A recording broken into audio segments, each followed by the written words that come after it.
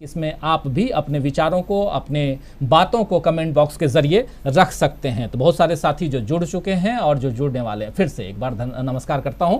और शुरुआत में सीधे चलेंगे मणिपुर। देखिए सबसे ऊपर मणिपुर नहीं, गोवा है, माफ करें हमारे इस पे उत्तराखंड है। तो सबसे पहले उत्तराखंड से ही बात करेंगे और उत्तराखंड के हमारे साथी भी जुड़े हुए हैं। लेकिन उत्तराखंड में क्या कोई आंकड़े, क्या आने वाले आंकड़े, उसकी बात करूं उससे पहले 2017 के आंकड़े दिखाता हूं आपको कि उसमें उस समय 2017 में जो चुनाव हुआ था उसमें दलीय स्थिति क्या थी और आज के हालात क्या हैं ये भी देखेंगे। और उसके बाद जब चुनाव आज की तारीख में हो जाए तो क्या हालात होंगे। 3 आंकड़े आपके सामने पेश करेंगे। पहला आंकड़ा जो है वो 2017 का है कि 2017 में देखिए बीजेपी को 2017 के चुनाव में 57 सीटें आई थी, कांग्रेस को 11 सीटें मिली थी, मात्र 11 सीटों पर कांग्रेस सिमट गई थी और अन्य के खाते में 2 सीटें गई थी। कुल 70 सीटों का विधानसभा और इन 70 सीटों में से 70 सीट्स में से बीजेपी को 57 और कांग्रेस को 11 और अन्य के खाते में 2 सीटें।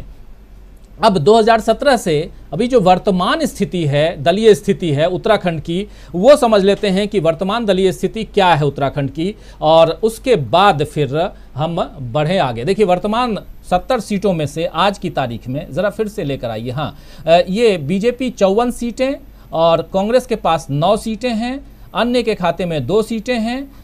5 सीटें आज की तारीख में खाली पड़ी हुई हैं उत्तराखंड की और कुल ये 70 सीटों में से देखिए बीजेपी 54 सीटें, पहले 57 थी यानी कि 3 सीटें बीजेपी की गई, कांग्रेस 11 सीटें थी, वहाँ से 2 सीटें कांग्रेस की गई, तो 3, 2, 5 और यहाँ 5 सीटें खाली दिखाई दे रही हैं।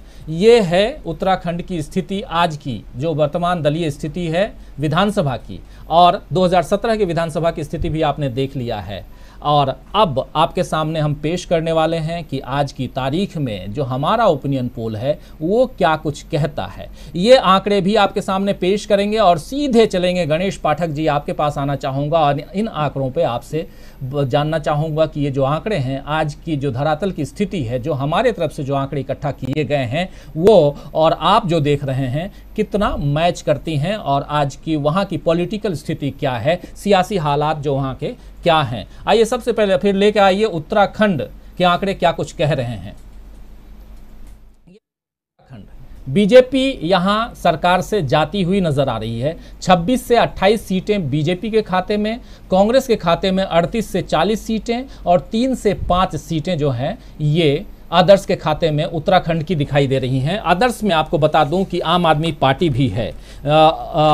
जो आंकड़े हैं उस आधार पे आपको बता रहा हूं कि इसमें आम आदमी पार्टी के खाते में आदर्श में दिया हुआ है 2 से 4 सीटें आम आदमी पार्टी के खाते में और 0 से 2 सीटें जो हैं वो आदर्श के खाते में और कांग्रेस और बीजेपी, यानी कि कांग्रेस 39, अगर इनका मीन निकाले 38 से 40 के बीच तो 39 सीटें कांग्रेस और बीजेपी के खाते में 27 सीटें आती हुई दिखाई दे रही हैं।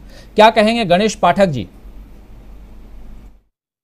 राजीव जी, जो आपकी सर्वे है ये ताजा हालात पर सही लग रही है, लेकिन इसको थोड़ा सा कुमाऊं, गढ़वाल और हरिद्वार के हिसाब से इसको देखने की जरूरत है, क्योंकि कुमाऊं में 29 सीटें हैं, हरिद्वार का अपना एक अलग भूगोल है, उसका अपना राजनीतिक अलग महत्व है और उधर देहरादून और शेष गढ़वाल का अलग महत्व है। अगर आपने मंडल वाइज अगर दिखा रखा है अपने एनालिसिस में तो थोड़ा इसको ज्यादा सहूलियत इससे मिलेगी। लेकिन इतना कहा जा सकता है कि आपका जो ताजा सर्वे है ये ठीक है, ठीक के करीब है, ऐसा यहाँ संभावना है। लेकिन जो जीत हार का अंतर है वो थोड़ा सा ज्यादा जाना चाहिए। तो थोड़ा सा ज्यादा किस ओर, मतलब कांग्रेस के खाते में ज्यादा सीटें आती हुई दिखाई दे रही हैं आपके अनुसार? बेसिकली जब हम इसको 2000 राज्य गठन के बाद का देखते हैं, राज्य गठन के बाद जो हमारे इलेक्शन अब तक के हुए हैं, उस इलेक्शन का जो मिजाज रहा है, उस इलेक्शन में पिछला इलेक्शन जैसे आपने देखा कि बीजेपी एक प्रचंड बहुमत के साथ सत्ता में आई थी और इस बार बीजेपी के खिलाफ बहुत ज्यादा असंतोष है। उन्होंने 3 मुख्यमंत्री बदले हैं, विकास आपका एक तरह से ठप है और कई चीजें हैं, कई ऐसी क्वेश्चन जो सामाजिक, आर्थिक और राजनीतिक स्थितियां हुई हैं वो इस ओर इशारा करती हैं कि जीत हार का अंतर जो है ज्यादा जाना चाहिए।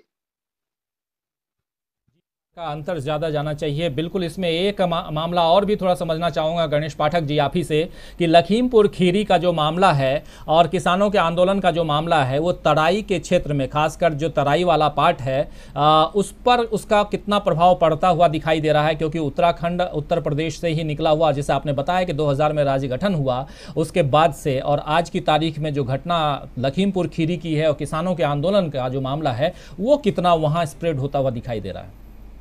हाँ, मैं वही आपको बता रहा था, जैसे मैंने पहले आपसे कहा कि अगर हम इसको देखें, कुमाऊं का जो तराई का बेल्ट है, उधम सिंह नगर में 9 सीटें हमारी विधानसभा की आती हैं और इन 9 सीटों में किसान आंदोलन का बहुत ज्यादा प्रभाव पड़ने जा रहा है।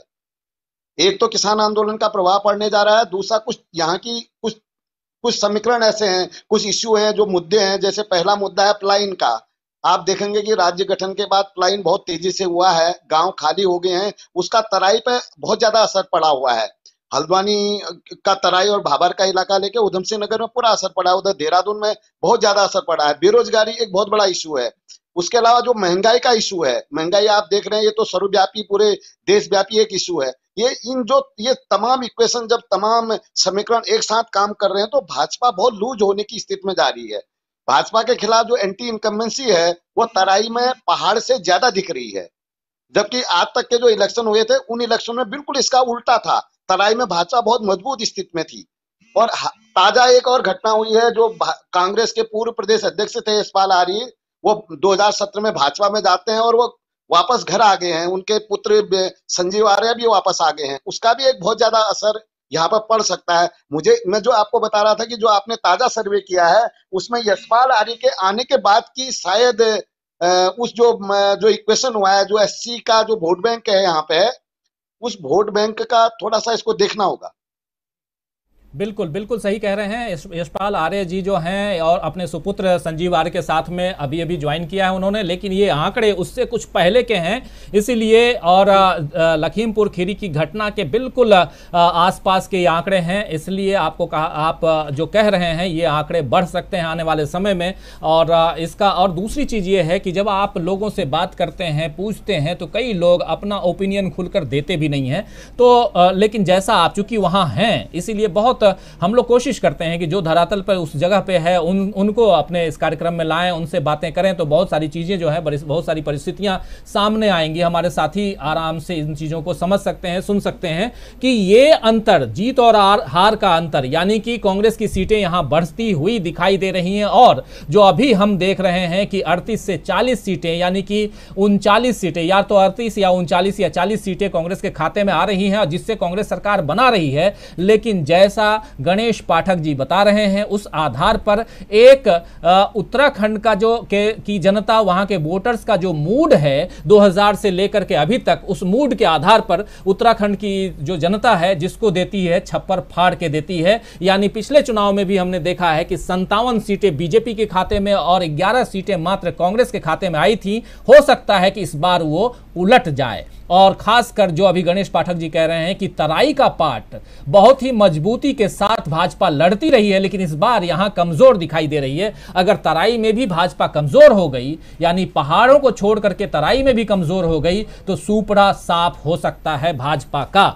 लेकिन इसमें एक फैक्टर और भी है, वो है आम आदमी पार्टी, जिसके बारे में लगातार बात हो रही है। वो कितना काम आता है और वो कितनी मेहनत करती है, ये देखना होगा। अपने बाकी दोनों साथियों के पास आऊंगा।